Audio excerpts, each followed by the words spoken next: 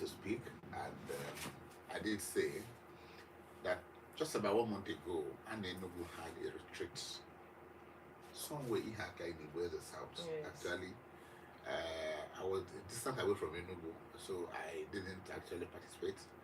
I saw the sights and sounds of that retreat. For the benefit of our viewers, for the benefit of those who did not participate, can you give us a cultural illustration of what happened? I saw a lot of things, but now that we are here, let our viewers also hear what happened during that 2025 retreat of Anna. You see, I am even a bit nostalgic because that event, oh my God, it was awesome. The retreat was awesome. It was just like a getaway. We've been having programs throughout from the middle of the year. I think it was the idea was to have an introspection on the way forward for our branch. Look at what we have been doing so far, and then how to scale up programs. You know, that was essentially the purpose of the retreat, and also use the opportunity to unwind and have an interaction with nature. It was it was held in the village, and you know, one of the blessings that I've enjoyed so far as chairman of ANA is having very incredible people, a very strong support system, you inclusive, you know, who have helped us to drive the vision that we have for the association. Someone who has been at the forefront of this assistance, so to speak, is Honorable Justice George Nnamani. As a matter of fact, he provided us the venue and technically funded the whole retreat. So we had it at his place at Ihaka. It was a potpourri of events, of activities. You know, we had the cultural troupe, we had readings, poetry, we had spoken word deliveries, we had drama. It was awesome, and it's something that we hope to sustain annually. At that event, for the first time, we had the national president of the Association of Nigerian Authors and the immediate past president of the Association of Nigerian Authors. Both of them were in attendance, and they haven't stopped talking about how incredible that event was. So other people from the South East are looking to have that kind of activity, because it's something that we consider, and they as well buy in, you know, that is therapeutic for writers, especially at a time like this when we are saddled with so much. Somebody called, I don't want to say how they described it, but you know, there's an acronym for hardship, which was, you know, coined up with somebody's name. We all know, but I don't want to be the one to say that. Yeah. So that's it. I'm interested about the cultural aspect. I saw several dancing troupes. The cuisine. I want people to know what actually. Was it the normal bread and rice? So what happened in Ihaka? There was so much to eat and there was so much to drink. I could have seen on the platform when someone was writing, she wanted to be on the bosom of get palm wine from the bosom of the former chairman, you know, because there was a free flow of palm wine at the events. We had the local cuisine, we had the achicha. You know, that is one of the staples of the Nsukka people, which is around that area where we had the events. We had them some, you know, regulars like rice and chicken and all that, but we had the local cuisine as well, abacha, bushmeat, akidi, all that stuff was in plenty. There's a mixture of intellect and culture. Intellect and culture, yes, you can call it that. God. So, what would you tell those who missed out? They should endeavor to be there the next time, and then they should pray that we will have the funding to pull it off. Okay. Subsequently, yes. Did they get a chance to have cultural troops? You know, don't come above or Soka. Were they present? Well, actually, we had the Enugu State Cultural That's true. Troupe. Yes, those were the main supplier Was of it the. a one-day event? Yes, it was a one-day So all event. this happened in one day. It all happened in one day. It was action packed. Yes, it all happened in one day, and then we had secondary schools from the area attend, especially those who had the passion for literature. We had books donated to schools at that event. We had cash gifts donated to the teachers, just to appreciate the support they are giving to the children. Teachers, we hear that our reward is in heaven, but we just wanted to identify with what the impact they are making on the lives of the children, and then we gave them some cash gifts as well. Okay. Just watching us. If you are a writer or a body writer or somebody who's interested in intellectual work, Anna 25 retreat. It was something I missed, and because I was certainly out of Enugu. But from the things I saw, I wish I never missed it. And so I'm looking forward to 2026 Anna retreat in Enugu. And I hope, like she said, we'll get the funding, and then we'll have another part of Enugu host it. Okay? Perhaps, yes. Perhaps another part of Enugu host it, so that we can enjoy the abacha, the akidi, the orishi of that area, the palm wine in particular. So we'll be winding down, but I'll be asking you, for the young writers who are watching that, they'll be looking at you and say, oh, a beautiful lady with a good intellect. What advice can you give them on making writing sustainable? Because if they believe what you said the first time, they run away. Okay? But I know it could get better. So what advice would you give to the young writers? Like those students who attended that retreat. Okay? So what would be your advice to them? Che, I believe so much beyond making money from writing, Leverage is what you say. Beyond making money from writing, there's so much to gain from reading. And for you to become a writer, you have to read. You have to be an avid reader. It's not in question. So I want to encourage the young people to keep reading. And how do you keep reading? You have to access books. You have to invest in books. You have to buy books and read them. For over 10 years, or for more than 10 years, at a time in my life, when I had the time, I ran book clubs. Over 2,000 children have passed through me in Enugu, and I see them. They are all doing well. Many of them are in the university now. Some have graduated, all doing well. Some of them are also writing now, So it's not just about, I don't want them to get discouraged by what I have said. After all, there are people who are making money from writing scripts, screenplays and all that. I have my former student who asked me to give him one of my books to make it into a YouTube video, because he's doing well in that area. And then he said, Doc, can I use one of your books for this? And I asked him how much he was going to give to me. And he said, I will give you 300,000. I said, you're not serious. I told him, you're not serious. I'm not going to do it. I won't. But for somebody else, 300,000 is a lot of money. You can actually do that. People are writing scripts and collecting money for writing scripts. Yes. But I also want to urge people to embrace and encourage originality. Yeah. Because when you always look for cheap scripts, people are getting, like I told you, it's very disturbing. It is very disturbing. It's very disturbing. So encourage originality. Reach out to the young people. And I want to encourage as many young people as possible to keep writing. You grow by reading, and then the more you write, because it's a local balance or popular balance, or globally, practice makes perfect. So the more you write, the more you get better at it. So I want to encourage them. The other day we heard that Australia had banned children or under 16 from using social media. Yeah. And I saw how, I watched on CNN, how the children, how angry they were.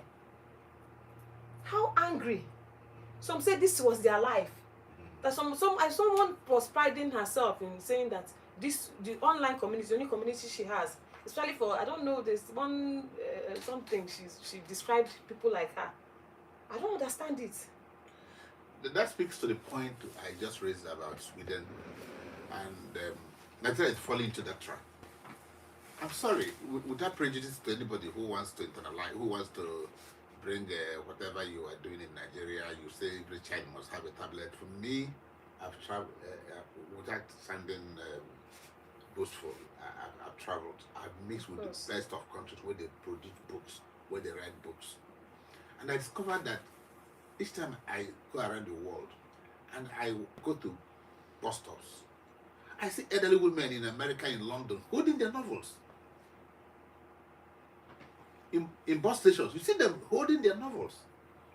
And we're here telling our children, no, everything is in the tablet. When they get addicted to that, all we have, very smart kids, but we're not knowledgeable. I'm not even going to shy away from it. I took kids at home, and I tried to ask them a simple question about, when I was in primary school, to the Commissioner for Education, we used them to pass entrance exams now. They ask you to become Commissioner for Education. Bring 20 kids now, ask them who is Commissioner for Education. They don't know. But they know everything in that. Culturally, they are lacking in those things. But we are priding ourselves, we are breaking them online. Countries that have been there are running away from it. Their kids are suffering. They are dying. They are dying. Let me tell you what happened a few weeks, just last week, not a few weeks ago. One of our students, she called me that I was her project supervisor. I said, okay, bring your topic. And then she brought 3 topics, obviously lifted from different parts of the world, And I said, okay, this one looks like something that you can do. Explain, what do you have in mind? And she couldn't. She couldn't express herself. There was an issue of tenses. It was just very alarming. This is someone who is in final year, undergraduate program. I had to tell her that you have to start reading novels. That was my prescription. I told her, you're so beautiful. The next thing, you will leave this place and then you want to get married. No one wants to marry a non-entity. Not Nigeria today. And I had to tell her, that was the prescription I gave. And then she was so humble to accept it. When I came to school yesterday, she told me she hasn't seen a novel, that I promised to give her. I promised to give her a novel. And I said, don't worry, when I come to school on Thursday, I'll give you one. So if we have people who are humble enough to learn, understand that they need to unlearn and relearn, that part of our problems will be solved. Okay. Before I ask you the last question, as a young man, I had to go to the Central Library in Enugu. I don't know whether you met any library growing up, but my father practically couldn't afford books, so there was a Central Library in Enugu. My school is in Practice Ceremony, there were high school library, we could go and borrow books. At the University of Nigeria and Soka, the National Library was something big that practically we buried ourselves in there. Doc, as you look around our vicinity, where are the libraries? Where knowledge is in one domain. Is there anything Anna is thinking to revive libraries in this part of the world? Or do you believe those who think that libraries must be found in the computers? No. I think those physical libraries are still very important. Not just as monuments, but we had a courtesy. Okay, you are aware of the courtesy visits we had with the National Library sometime in June. Yes. And then we discussed these issues. But I was pleasantly surprised to find out that there were people who still use the library. Of course. The library was full. As at the day we went for the courtesy visit, the library was full to capacity. And then when we decided to have, we had what was the event we had at the library? Our state convention. We had our state convention at the National Library. And some of the staff suggested that we use the main library. If the hall won't be sufficient for guests coming in, we should use. And then we said no. it will distort the activities. You have people coming into the library. Do you want to deprive them of access to this place just because you're having an event? No, let's manage the hall upstairs. Let them use. I was pleased to see that, but many people do not use it. Many people, you're in the university as well. Yeah. Many students do not even know that there's something like that. Current students. So where do they do their research? They do their research on the internet, on AI now, ChatGPT. That's where they do research. So how do they make their references? From ChatGPT. That is real. So that's the issue. When we were in school, you couldn't do this thing. There was no internet. You couldn't do these things without going to the library. I'm telling you that there are students who, we have in the university, we have an e-library now. They don't even go there. The university keeps spending a lot of money going to get these materials, paying subscription for very quality materials. And then the students won't even go there, except during accreditation when we have to do some window dressing. Yeah. So it's quite unfortunate. Okay, Dr. Adomoye, Chairman, Association of Nigerian Authors, Enugu State Chapter. What would you honestly be a message to writers, to policymakers, to publishers on how to move this very important educational sector forward? Without writing, we are doomed. Whether you're going to be an engineer, you have to rely on the work of those who have been there before, who have put it to paper. Whether it is audio book, whether it is e-book, whichever book is book. And for a book to exist, there must be a writer. No one, whether you are using AI, you must pretend to assemble things in a logical manner that could make meaning. News coverage, of course, must be documented. Mm-hmm. And they come in journals, in newsletters, in pamphlets, in whatever, in books form. So, what we are talking to policymakers now, just in education. Growing up, I remember they used to buy books for us, in those days. Our states investing in books. Yes, structures everywhere. People build structures. But that alone cannot turn children into the kind of intelligence we want them to be. So what we advise to policymakers, publishers, and those in government? The thing about these policymakers, I don't even think that they have access to, or maybe they do not really pay attention to the information that people gather from research. Because you find out that you conduct research, for instance, and then there's implication for policymakers. I don't know if these things are just ritualistic, and they don't say something bad there. They will read that one. I don't understand it, because for instance, why will you have very key issues that affect the book production these days.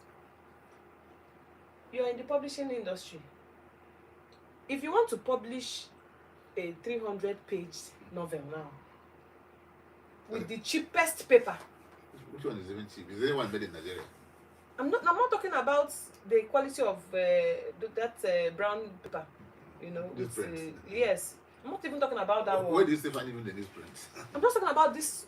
How many grammage? Maybe 60, 50. Just let's use 50. That is like the weakest. And then you just about 300 pages, and then somebody's telling you 1 million naira. What is the total disposable income of the person who wants to publish that novel? And then when you finally get it in the market, nobody is buying it. I think there's something decisive has to be done. Like, we need to borrow a leaf from Australia, and Sweden, like you rightly pointed out, and get people back into hard copy stuff. I don't know if I think that people in ophthalmology must also have reports. Yeah. That the exposure we are getting to the blue light and all that is damaging the eyes more rapidly than what used to be obtainable. Correct. So if you're looking at those policy reports, I think that measures have to be taken, have to be put in place to curb all these things. And one of the ways is to get people back to reading material, right, with, from the hard copy. Okay, so that's your prescription. I always go for a hybrid because our generation, the Gen Zs and Gen Alphas, my sister, the Gen Zs and Gen Alphas, asking them to abandon this is like taking breath and blood out of them. So if for any government, a hybrid, wherever I go, I talk about hybrid. Mm-hmm. There are materials that are normally suited for the E something, but there are also ones that must come in a hard copy. If I'm producing a book, people come to me and say, "Publish, I want a book. I want it in Amazon." I say, "Look for those who will do it for you." I'm still the hard copy generation. But there are other books I'm going to put in the audio, but you must know what book I must put. You are reading law, you're reading medicine, you're reading engineering. You see the bulk of what they read. You have to go through that. Okay? So, policymakers, they are listening. Government should be encouraged to purchase books and give to kids, even whether they're not reading it. They should ensure that each school has a library, for example. And then the library, part of the homework, part of the exam, is that you read a book, you summarize it. When you consciously begin to do it, you find kids going back to do that. I remember when I was teaching the regular one, the first thing I give is a summary of a book. When they say we are forcing children to buy books, I said, no, go and buy it any way you want to buy it. But please go and read this book and give me a summary of that book. And tell me something that interests you in the material. If you keep on doing it like that, people will keep on. I know a mass comm lecturer, if he's appearing on this program, his entire students must listen to the program and do a report out of it. That's So, I just said I want to thank you for. Let's have a final word. Something you want to talk to your colleagues. Yes, talk to writer, talk to us who are following you. What do you expect from our chairman? Well, I think I've said all that needs to be said for now, but I also want to appeal to the public to key into what we are doing in Anna. We have so many programs, especially the ones I spoke about for this spelling bee competition coming up for public school, children in public schools, come first quarter of next year. We need a lot of support to achieve these goals. So I want to talk to the general public too. I hope I'm not stepping out of bounds. No, go ahead. Making this appeal. Come and support us. There's so much we want to do. We want to bring back the culture of reading, especially among young people. So we need as much support as we can get. And I'm so grateful for having me, Uche. Thank you so much. Okay. We must thank you for being here today and for the insights here and advocacy for Nigerian writers. And for those who are watching us, nations that do not value their writers eventually lose their stories, their histories, and their voice. It is important that countries, states, local government, communities must encourage writers. When you do that, you ensure that the stories of your forefathers are not lost. That some kids do not even know their family tree. Their family tree, like who was their great-great-grandfather. No, I can tell you that. So, can you even document your family tree into a small pamphlet? For that be over you. Document your culture. Christmas, there are a lot of things to be done. Can you begin to put down in whatever manner and get somebody fashion it for you? Because if you don't do that, you'll be losing your voice, you'll be losing your stories, and you'll be losing history. So, thank you, Ada. And I hope that by the time we begin this year, first quarter event, I will find time to invite you again.